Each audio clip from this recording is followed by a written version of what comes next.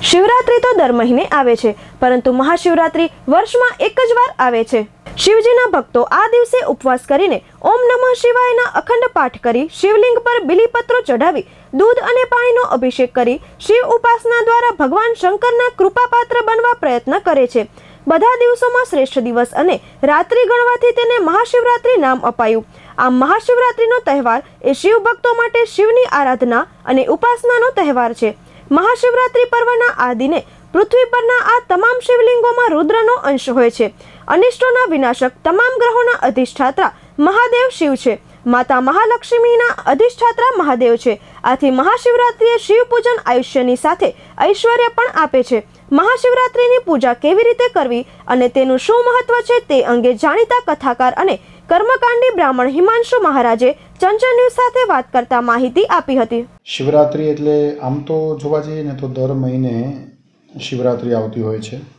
ચતુર્દશીના દિવસે શિવરાત્રિ હોય છે, પણ આપણે શિવપુરાણમાં જેમ ઉલ્લેખિત છે કે જ્યારે બ્રહ્મા અને વિષ્ણુ બંનેમાંથી અમે કોણ શ્રેષ્ઠ છીએ એ માટે જ્યારે દ્વંદ્વ થાય છે ત્યારે ભગવાન જ્યોતિ સ્વરૂપે પ્રગટે છે, અને એ જ્યોતિ સ્વરૂપ ભગવાનની જ્યારે વિષ્ણુ અને બ્રહ્માજી પૂજા કરે છે ત્યારે ભગવાન મહાદેવ એ દિવસે માઘ કૃષ્ણ ચતુર્દશી હોતા મહાદેવે એમ કીધું છે, દિન મે તત પુણ્યમ ભવિષ્યતિ મહત્તરમ શિવરાત્રિ રીતિ ખ્યાતા નિતિથિ રેશા મમ પ્રિયા, કે આ દિવસ છે ને જે દિવસે તમે મને જ્યોતિ સ્વરૂપે પૂજા કરી છે તો એ દિવસ બહુ શ્રેષ્ઠ છે અને આ દિવસ મને બહુ પ્રિય છે, એટલે એને શિવરાત્રિ એમ કહેવામાં આવશે।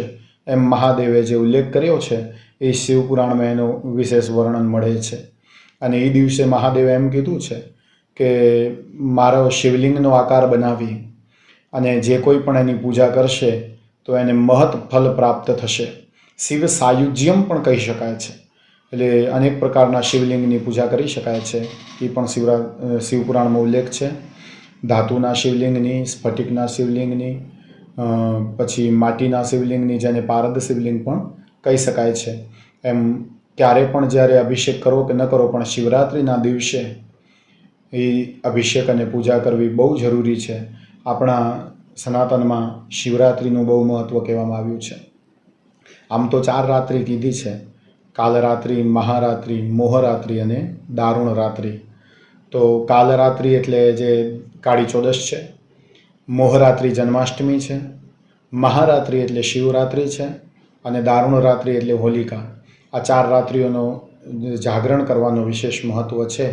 તો એ દિવસે ભગવાન શિવનું પૂજન, અર્ચન, અભિષેક અને રુદ્રાભિષેક પણ કરી શકાય, અને 4 પ્રહરની પૂજા પણ રાત્રિ દરમિયાન પણ જે થાય છે બહુ જ શુભ ઉર્જાદાયક હોય છે।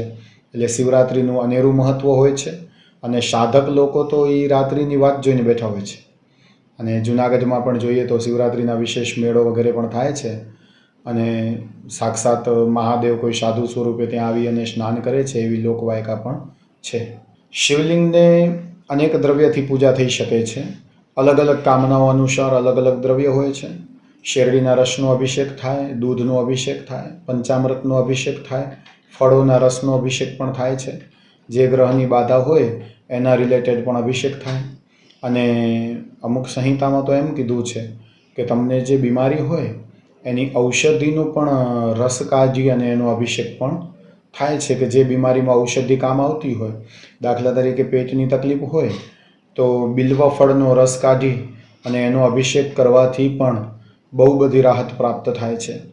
અને એ દિવસે પૂજા કરવી હોય તો કદાચ કાંઈ પણ વ્યવસ્થા થાય ન થાય, પણ ભગવાન ઉપર બિલીપત્ર, ભસ્મ, ચંદન, ફૂલ, ચોખા અને દૂધથી પણ અભિષેક કરી શકાય છે। હૃદયથી કરેલી પૂજા ભગવાન શિવ અવશ્ય સ્વીકાર કરે છે।